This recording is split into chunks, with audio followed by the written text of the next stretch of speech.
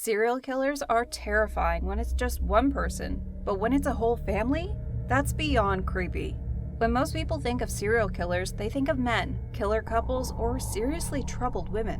What you might not think of are serial killer families. What's more horrifying than a family of murderers who kill together? From brothers who call themselves prophets of God to the first ever reported mass murdering case in the Wild West. Here are 3 of the most dangerous families you wouldn't want as neighbors. The Bristol Brothers. There were some ominous signs in the childhood of brothers Linwood, James, and Anthony Brilley. Still, they grew up in a good family, with loving parents.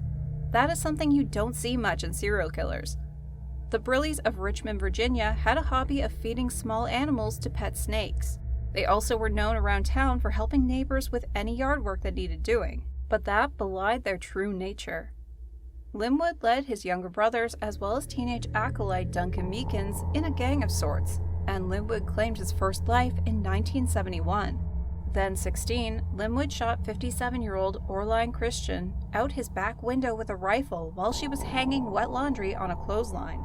She died instantly, and investigators initially thought it might have been heart trouble, according to killer siblings. However, a keen-eyed employee noted a small hole in her dress and dried blood when she was being prepared for burial at the local funeral home.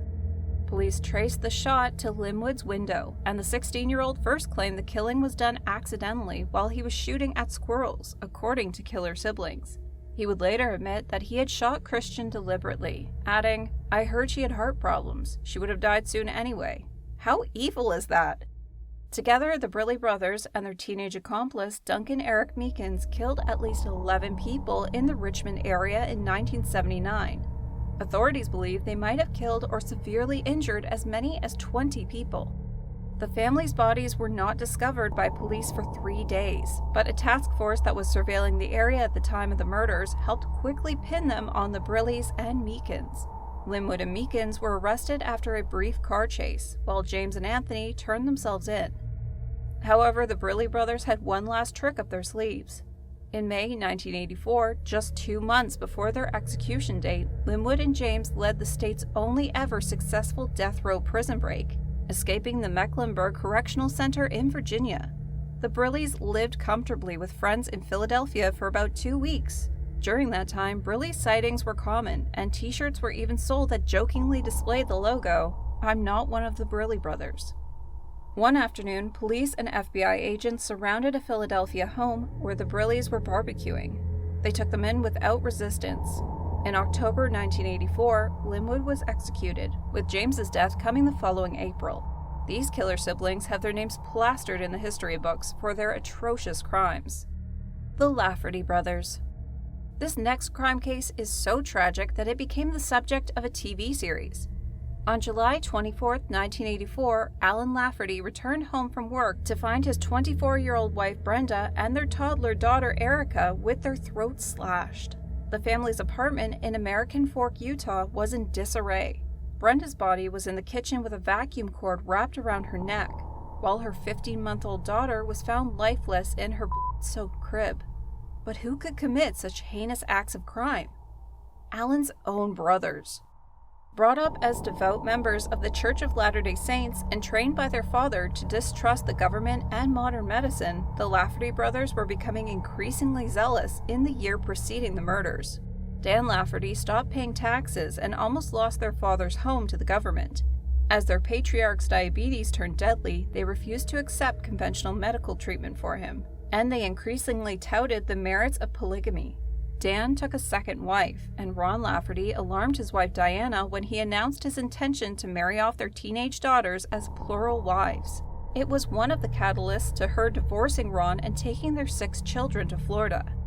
After both Dan and Ron were excommunicated from the Latter-day Saints Church in 1983, they became immersed in the fundamentalist fringe group called the School of Prophets, which taught that the primary Latter-day Saints Church had violated the religion's founding tenets by banning plural marriage and by allowing African American converts. Dan, in particular, worked to bring his 5 brothers into the breakaway sect and encouraged Ron to quit his job and devote himself to the group. Ron became increasingly convinced he had a higher calling to be a prophet. In the spring of 1984, he claimed to have received approximately 20 revelations directly from God. Brenda, who had been married to Alan for 2 years, enraged Ron and Dan for multiple reasons. College-educated, progressive, and assertive, she defied their view that women should be subservient and submissive to their husbands. Ron, deeply bitter after his wife and children left, blamed Brenda for encouraging the split. One of the primary goals of the School of Prophets was to teach followers how to receive and interpret messages directly from God. At his trial, prosecutors presented Ron's journal entries which detailed his revelation to kill Brenda and Erica along with 2 other removal targets. Those other 2 targets weren't killed as the brothers decided to flee after killing Brenda and her child. The only thing standing between Dan Lafferty and the death penalty was one juror who voted in the negative. His brother, on the other hand, wasn't so lucky. Despite a series of court mishaps, several appeals, another 2 full trials, and all of their subsequent appeals, Ron Lafferty was given the death penalty. However, he stayed 34 years on death row and died of natural causes in prison. Dan Lafferty is currently serving a life sentence at Draper Prison in Draper, Utah. There's been a lot of people whose lives were just severely traumatized by the Lafferty brothers. Does Ron's death in any way make up for that? No. Might it provide some sense of peace or something approaching closure for the families of the victims? I hope so. The Bender family. The Bender family comes straight from a crime thriller novel. They materialized seemingly out of nowhere, committed horrific and immeasurable acts of brutal violence, and then seemed to simply vanish. In the 19th century, Kansas was a bloody place, especially before the Civil War, as free spoilers and slavery advocates duked it out for control of the new territory. In 1870, 5 families of spiritualists settled in western Labette County. One of these families was the Benders, composed of John Bender Sr., his wife Elmira, son John Jr., and daughter Kate, who were originally from Germany. Keeping mostly to themselves, the Benders appeared to simply be struggling homesteaders who worked hard to earn their living like the other area pioneers. However, it was exactly the opposite. It's reported that people began to disappear shortly after the Benders arrived. But at first, no one thought too much of it. This was the frontier, after all. People died or vanished all the time, were taken by the elements, lost in drowning mishaps, etc. It was only after William York, brother of rising Kansas politician Alexander York, went missing in March of 1873 that suspicion fell upon the Benders. A search party led by Alexander York interviewed them at their cabin on April 4th of that year, finding them odd and hostile, but York wasn't entirely ready to accuse them of having murdered his brother. That night, York and Leroy Dick, the township trustee, resolved to suggest that every cabin in the township be searched, to find out more about the Benders without drawing undue attention that they were under suspicion. That same night, the Benders fled. By the time the authorities came back to their cabin, they found it abandoned and pulled back the heavy canvas curtain that divided the room in 2. They were overcome with the reeking stench of decay. The diggers were astounded to find what would become known as one of America's first mass murder burial grounds, as body after body was uncovered. Underneath the crawl space below the cabin, they found a mass of decomposing human remains. More bodies were discovered buried in the Benders' orchard, and another never-identified corpse was discovered in their well. In all, 11 bodies were recovered. Even for the Wild West, this discovery shocked the whole country. The murders were a media sensation, one of the first truly national serial killer stories to grip America's consciousness. The Benders were active long before H.H. Holmes, Austen's servant girl annihilator, or Jack the Ripper in England. What made the story even more unusual is the fact that while they fled their cabin, the Benders didn't exactly vanish. Eyewitnesses reported how they'd seen the fugitives escape by train. Their whereabouts were known. And yet, the Benders were never caught or even pursued beyond a few half-hearted efforts.